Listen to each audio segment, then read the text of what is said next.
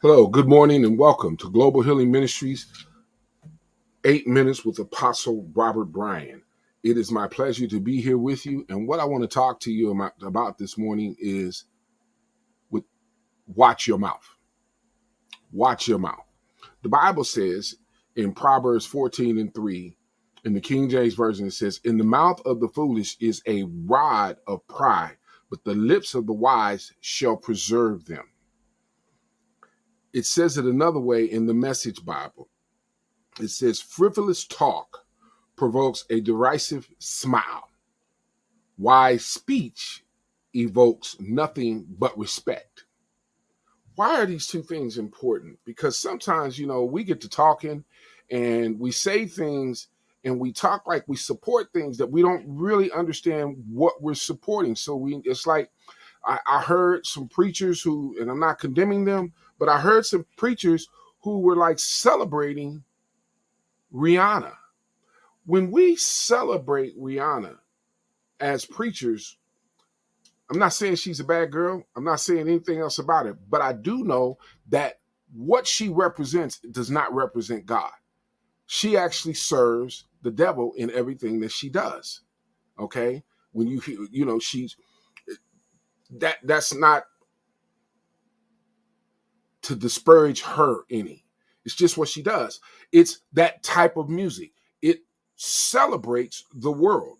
And we have to be careful when we as men and women of God celebrate things of the world, because we can't do the world. We're supposed to be separate from them.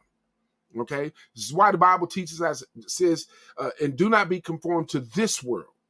That's why it tells us that. It doesn't tell us that because these people are condemned to hell, because I'm not saying Rihanna is condemned to hell, but I am saying at her current path, what she's doing is serving the devil. It's the same thing when we start talking about zodiac signs, and we're okay with talking about zodiac signs. It's the same, and this is a tough subject. There's going to be a lot of people that ain't going to like what I'm talking about right now. But the bottom line is we cannot serve God and mammon. That's exactly what it's saying. So we have to, and many times we say things without even realizing how it can affect what a person might say about us, because the Bible teaches us that we should not let our good be evil spoken of, so we have to be careful how we view ourselves. I mean, I'm not saying that you can't go to certain places. I went to my high school class reunion. We went to a place called Mr. T's. Now, Mr. T's has a pizza place in it, but it has a pool table and a bar. Okay? If I go to any restaurant, it's going to have a bar in it.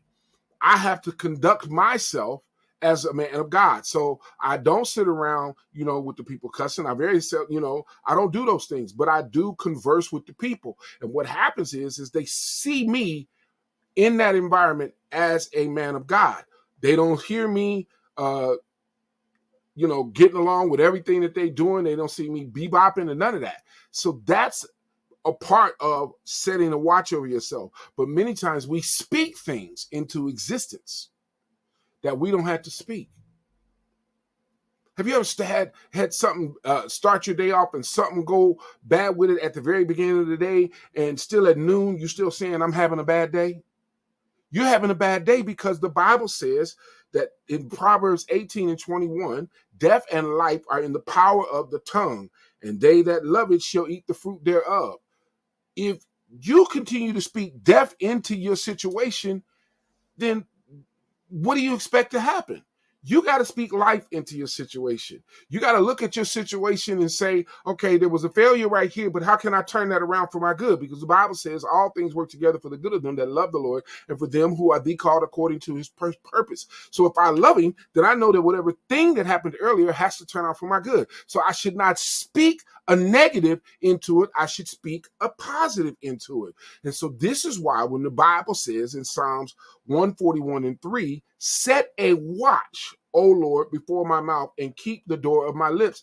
We need to ask God to do that every day, because so that we don't say something that digs a deeper hole for us, okay? We don't say something that gives the devil power over us. We don't say something that when it was about to change for our good, all of a sudden now everything is going bad because we keep speaking bad into it. I remember a time when I was in the military and I was stationed in Korea, and I can't remember this master sergeant's name, but he was having what he felt was a really bad day. And he came into my office and he said, he used a curse word. He said, GD, I'm gonna leave it right there. I'm having a bad day. And I said, well, I don't know how bad your day going. I said, but I do know that if you stop cursing his name, your day will get better. And that's what I said to him. And he walked out. About 30 minutes later, he said, man, ever since you said that to me, and I thought about it, my day has gotten better. Because at that moment, he started speaking life into his day instead of death. And we got to learn how to speak life into what's going on in our days than to speak death. And the only way to do that is to ask God to set a watch over our mouth. See, nothing that we do we do alone. We do it because of God in our lives. Oh my God, we got to learn how to give God glory in everything, even when it looks like it's going bad. You know, I have to believe that all of the disciples, regardless of what they heard God say, they knew Jesus said that he was going to rise again. But I'm trying to tell you, wasn't none of them there to watch him get up out that grave. Okay, nobody was there. All right, they all ran when they came and got him. Okay, they wasn't trying to be there because they didn't believe what was going to happen would happen.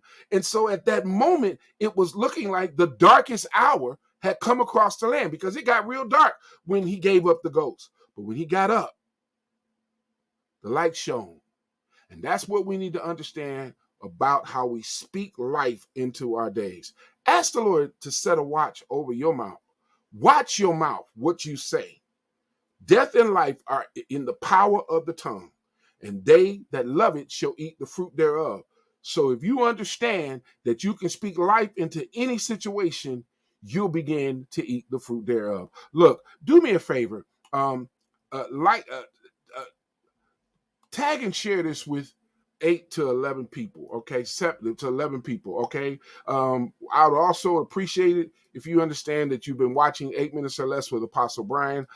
Follow me on YouTube and Facebook. Follow me on Facebook at Robert Bryan. Follow me on Facebook at Global Healing Ministry. And follow me on YouTube. Subscribe at Global Healing Ministry. This has been 8 Minutes or Less with Apostle Bryan. God bless you. See you the next time.